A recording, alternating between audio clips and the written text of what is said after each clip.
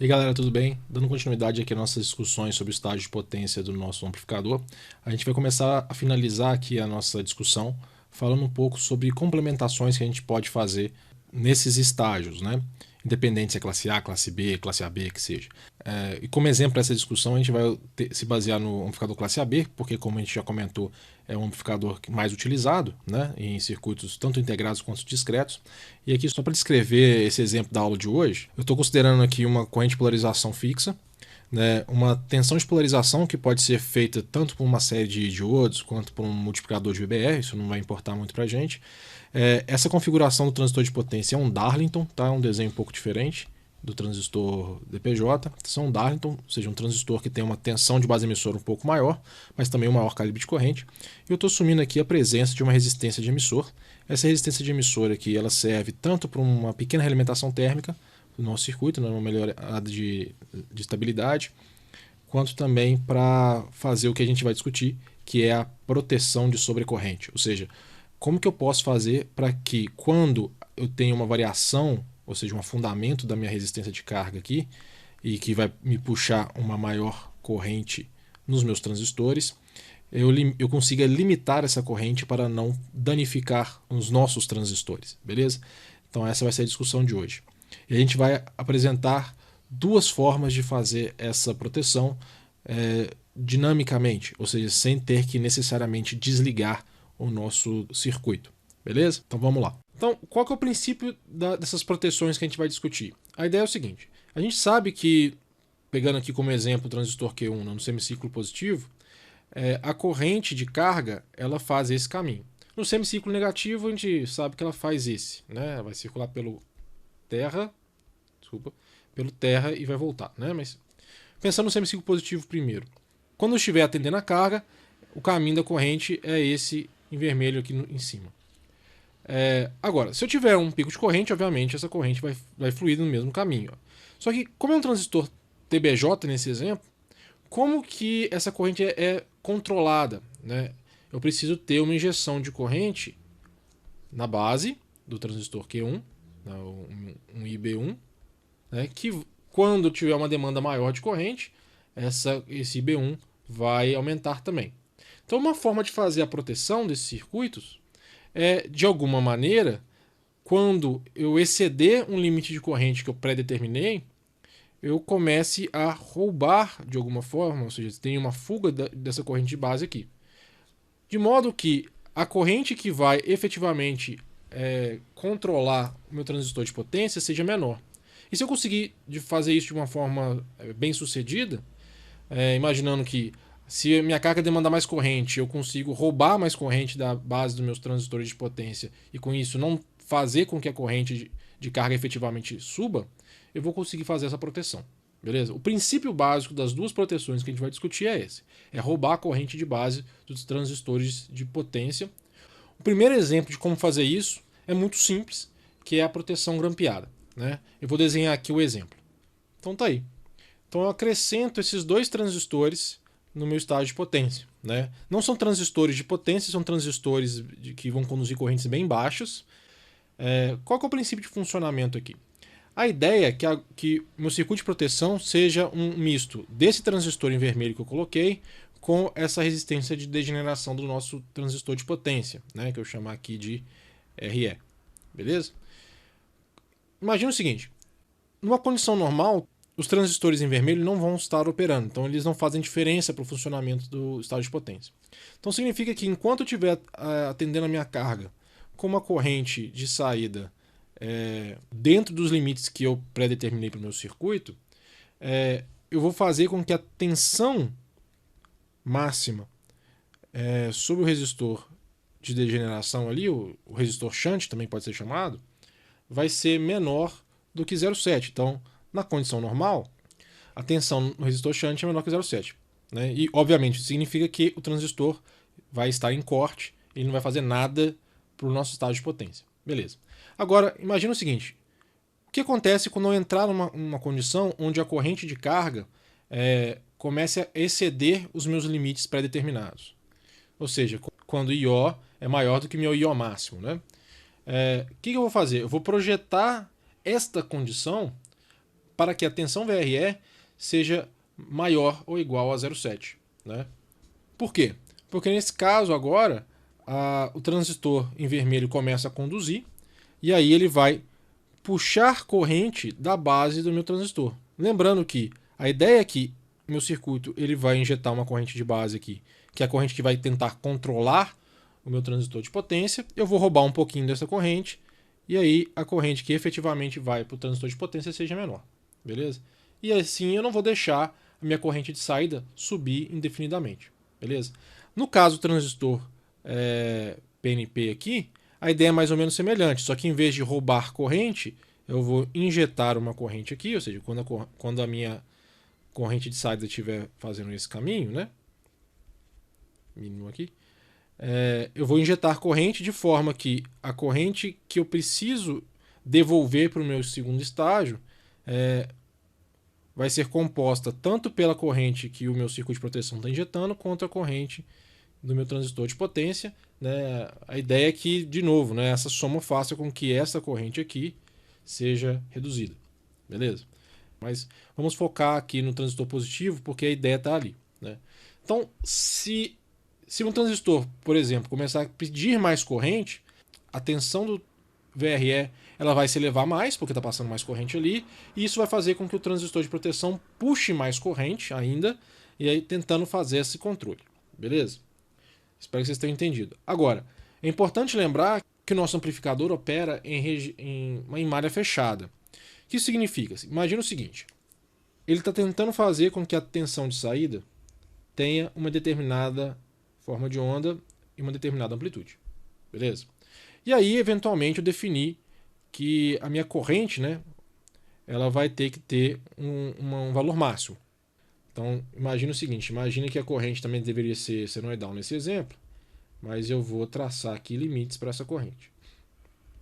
Então, idealmente, ela teria que seguir uma trajetória senoidal, mas quando chega no limite máximo, meu I máximo, eu quero que essa forma de onda de corrente grampeie. A ideia da proteção grampeada é essa. Eu queria essa forma de corrente. Beleza? Em azul ali. Agora, qual que é o problema?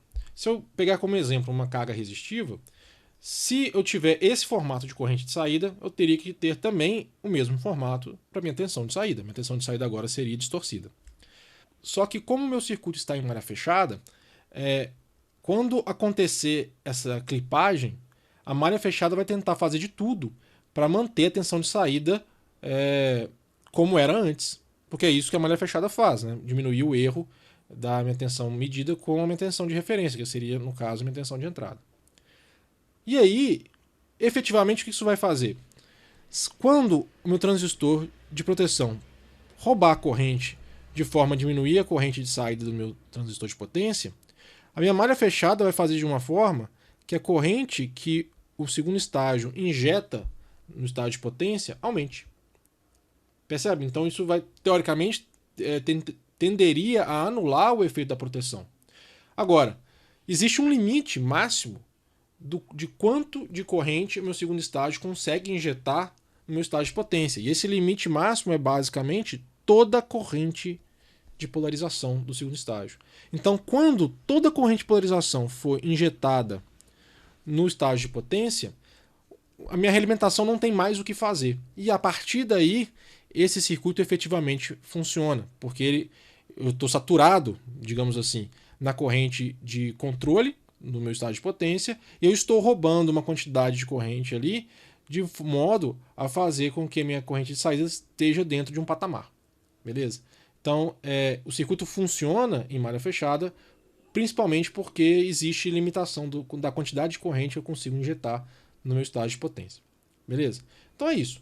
Então, como é que a gente determina, então, a partir dessa discussão, quanto que é a corrente máxima de saída do nosso circuito? Então, basicamente definir que essa corrente ela é aproximadamente a corrente necessária para fazer com que a tensão VRE seja igual a 0,7. Né? A partir daí ela começa a funcionar. Então é só fazer 0,7 dividido pela resistência de shunt. Se é aproximado por quê? Porque a gente sabe que existe uma corrente de polarização aqui pelo que o circuito classe AB faz, né? Ela teria que entrar na conta. Mas como ela é muito pequenininha, idealmente, a gente despreza. Então, nosso projeto é muito simples, tá vendo? É só colocar um transistor e projetar a corrente máxima que a gente quer usando essa expressão. Bem tranquilo. Beleza? Agora, qual que é o problema dessa proteção? Ela é muito simples, parece muito interessante, né? Mas ela tem problemas. O problema aqui é o seguinte: se a gente for traçar uma curva de proteção, né, pensando a corrente de saída em função da tensão de saída, pensando aqui em picos, tá, gente? Só para exemplificar, significa o seguinte: até eu atingir a corrente máxima, meu circuito funciona como uma fonte de tensão, ou seja, ele mantém a tensão de saída mais ou menos constante, independente da corrente de pico da minha carga. Quando eu atinjo a corrente máxima, a ideia é que ele vire uma fonte de corrente, ou seja, ele não deixa a corrente passar desse patamar, beleza? Independente do nível de tensão que eu tenha. Então essa seria a minha região de operação. Beleza? Tá, e daí? E daí é o seguinte: quando eu tenho um curto-circuito, que significa uma tensão zero, né? O meu limite de corrente é exatamente o mesmo. Pode parecer uma coisa boa, uma coisa interessante. Mas qual que é o problema? O problema é que neste momento a minha tensão de saída vai para zero, né? Então aqui vai para zero. E aqui tem toda a tensão VCC. Logo, a queda de tensão no meu transistor de potência é toda a tensão de alimentação. E a corrente que passa no meu transistor é toda a corrente máxima definida numa proteção do meu circuito. Então, vamos supor que eu queira que meu amplificador possa alimentar cargas de até 2 ohms. Ou seja, eu vou deixar variar minha carga até 2 ohms, mas a partir daí eu não quero que a minha corrente suba. Então, neste exemplo, o que eu tenho? Eu tenho uma tensão de saída máxima, teórica ainda, né, de uns 15 volts, dividido por 2 ohms. Então, imagino que a minha corrente máxima do meu circuito seria em torno de 7,5 amperes. Beleza? Então, esse seria meu exemplo de projeto. Lógico que eu estou fazendo uma suposição bem simples aqui.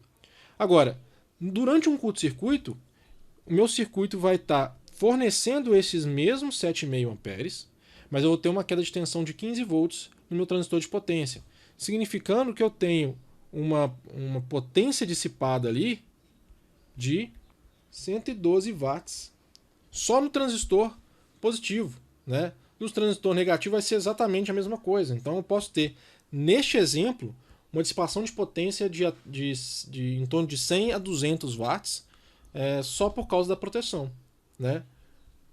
E lembrando, uma proteção dinâmica, o meu circuito não desliga porque eu estou em curto. Lógico que eu posso acrescentar no meu projeto alguma coisa que, caso meus transistores comecem a esquentar demais, ele desligue. Então isso é um problema, significa que eu tenho uma potência dissipada muito grande caso tenha um curto-circuito. Beleza? Mas é uma característica dele. A outra proteção que a gente vai discutir, né, que é chamada de proteção foldback, ela tenta fazer a mesma coisa, ou seja, roubar a corrente da base do meu transistor de potência para proteger o circuito, né? Só que de uma forma mais dinâmica, ou seja, a partir do momento que ela começa a conduzir, se eu começar a demandar mais corrente, ela vai reduzindo a corrente máxima para que a corrente de curto-circuito, no caso, seja menor do que a corrente máxima projetada. Com isso eu consigo salvar um pouco do ponto de vista de perdas, no momento de uma sobrecorrente ou de um curto, né? Como que esse circuito foldback ele é definido? Assim, percebam que eu continuo tendo os transistores de proteção aqui, que vão roubar a corrente de base, ou no caso do PNP, injetar a corrente de base aqui, né? Só que em vez da tensão de base emissor desses transistores serem definidas pela tensão VRE, né, a tensão do resistor shunt, ela é definida em função dessa tensão também, mas a partir de um divisor de tensão. Só para fins de discussão, vou chamar esse cara aqui de R2, vou chamar esse cara aqui de R1. Beleza? O nome não importa, é só para a gente ter referência. Então tá, a ideia é a mesma. Quando a tensão de base emissora aqui for maior ou igual a 0,7, o meu transistor começa a roubar a corrente e eu começo a ter a proteção efetivamente, né? A questão é que agora a gente tem que fazer uma matemática para entender em qual condição isso vai acontecer, né? Então eu vou fazer o seguinte, eu vou de novo olhar para o meu transistor positivo, porque o negativo é mais ou menos a mesma coisa. Vou pensar que no semiciclo positivo a corrente faz esse caminho, então essa aqui seria minha corrente de saída, beleza? E aí eu vou começar a equacionar as coisas, né? Então, a minha saída aqui eu vou chamar de VO, né? Eu vou dar um nome a esse nó aqui de VA, tá? Só para a gente ter uma referência. E vão começar a equacionar as coisas. Então, a minha tensão VBE, como nós bem sabemos, nada mais é do que a tensão de base do meu transistor de proteção menos a tensão de emissor dele. A tensão de emissor, que é esse nó aqui, está diretamente ligada à saída do meu circuito. Então, a minha tensão de emissor é igual a VO. Já a minha tensão de base, que é esse nó aqui, ela é a saída do divisor de tensão.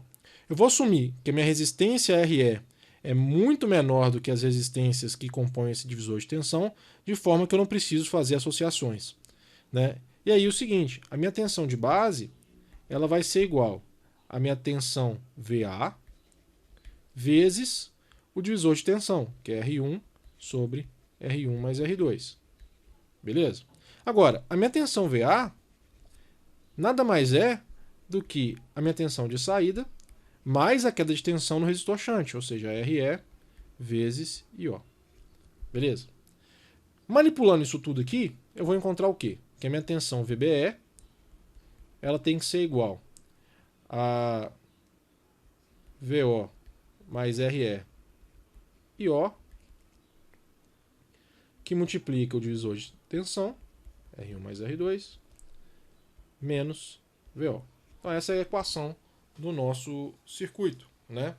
Quando essa expressão se tornar igual a 0,7 volts, é o momento onde o meu circuito começa a operar. Beleza? Agora, vamos manipular isso aqui mais um pouquinho, porque eu quero definir duas coisas. Eu quero saber qual que é a corrente máxima do meu circuito e como que esse circuito vai funcionar no momento de um curto-circuito. Beleza? Então, continuando aqui, a gente pode manipular.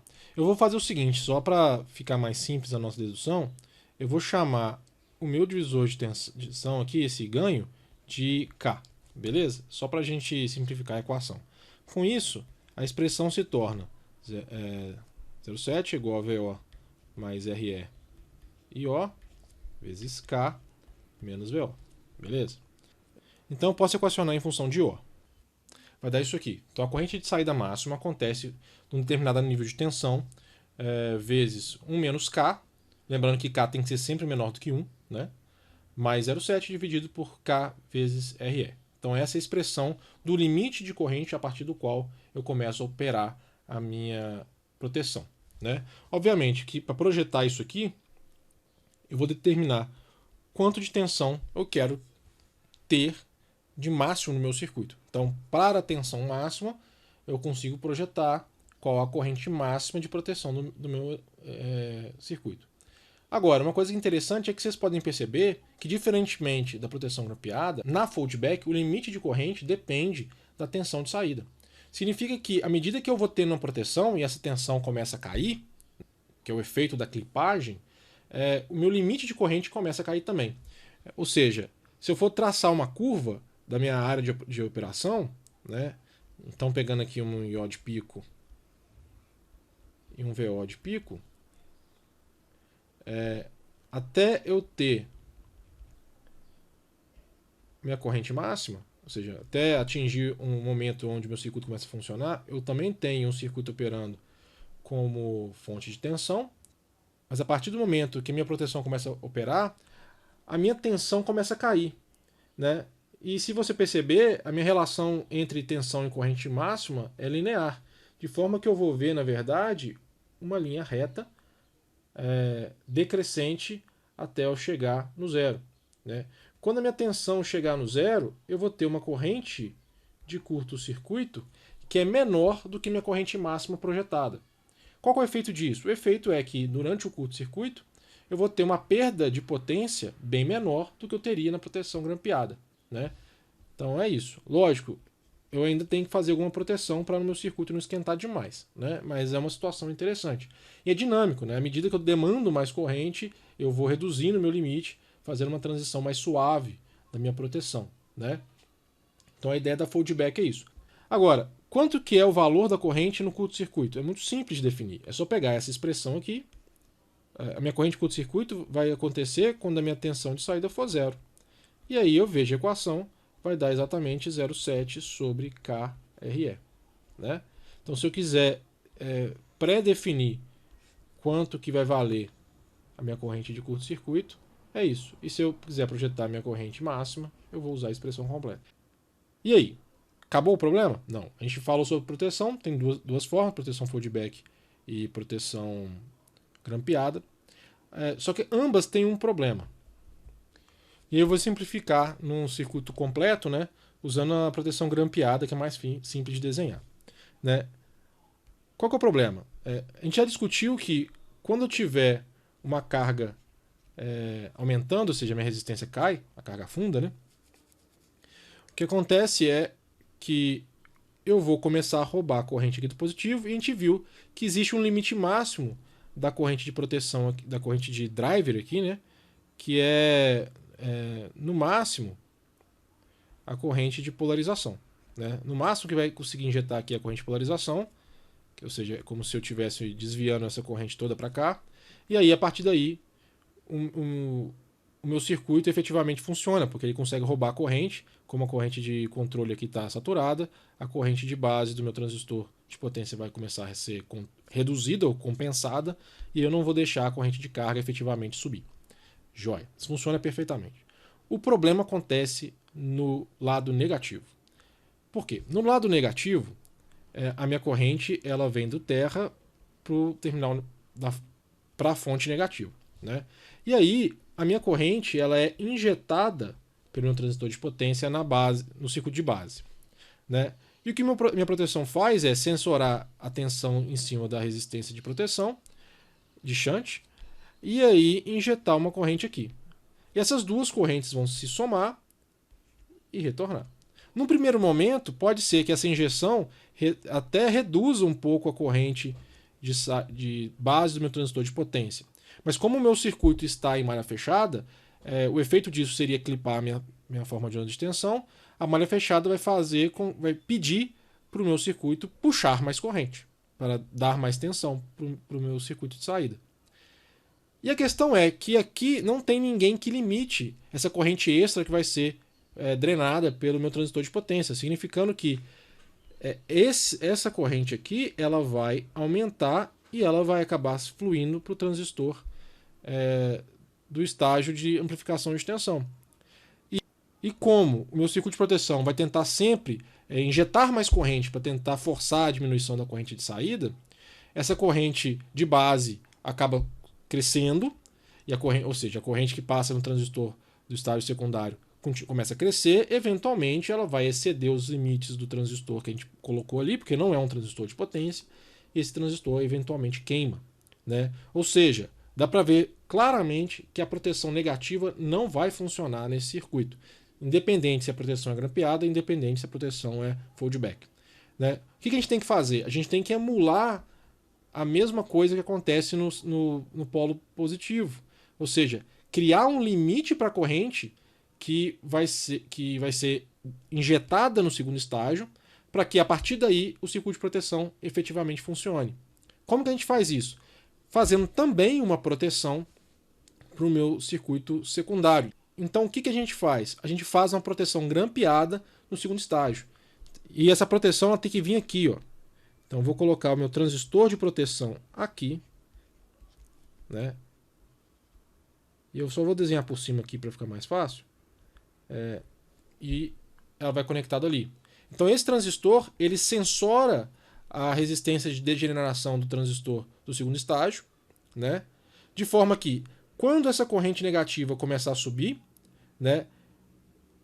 E a tensão nesse resistor tentar exceder 0,7, o transistor de proteção em vermelho aqui vai começar a roubar a corrente do segundo estágio, de forma que a tensão de saída do segundo estágio comece a cair, e isso obviamente vai forçar a minha saída a diminuir, porque o que o estágio de potência faz é pegar essa tensão de saída do segundo estágio e acoplar na carga. Se a tensão cai, ela vai ter mais ou menos o mesmo efeito que a proteção está buscando, que é reduzir a tensão para manter a corrente constante, né? Agora, você pode me perguntar, Thiago, mas se eu não estou carregando o problema para trás? Sim. Só que aqui eu tenho uma situação. Qual que é a corrente máxima que o primeiro estágio consegue jogar no segundo? Ou seja, a corrente de base aqui. A máxima corrente possível é eu drenar toda a corrente de polarização do primeiro estágio para cá. Então também tem um limite de corrente máxima que eu consigo drenar ali, e ela vai efetivamente me permitir fazer a proteção daquele nó, daquele pedaço do meu circuito. E aí eu carrego essa questão para frente. Então, a proteção do meu circuito, independente do modelo grampeado ou feedback, ela envolve a inserção dos transistores de proteção no estágio de potência e a inserção dessa proteção grampeada no estágio secundário, beleza? E como é que a gente projeta essa proteção do segundo estágio? É só imaginar o seguinte, eu quero uma simetria. Se a máxima corrente que o lado positivo consegue injetar no estágio de potência é a corrente de polarização do segundo estágio, dipol, então também quero que a máxima corrente que volte do estágio de potência aqui também seja dipol. Beleza? Como a corrente de polarização, nesse caso da operação no semicírculo negativo, ela vai vir por aqui, né? E vai se somar com a corrente que vem do estágio de potência, a corrente máxima que eu quero ver no meu resistor RE é aproximadamente 2 vezes a corrente de polarização. Que é essa resistência RE ali, ela é projetada como sendo 0,7 dividido por 2 vezes a corrente de polarização. Se eu fizer isso, eu vou garantir uma simetria na operação de proteção do meu circuito. Beleza?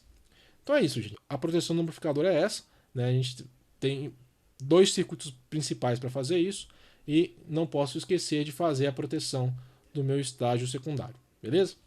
Até a próxima aula. Tchau.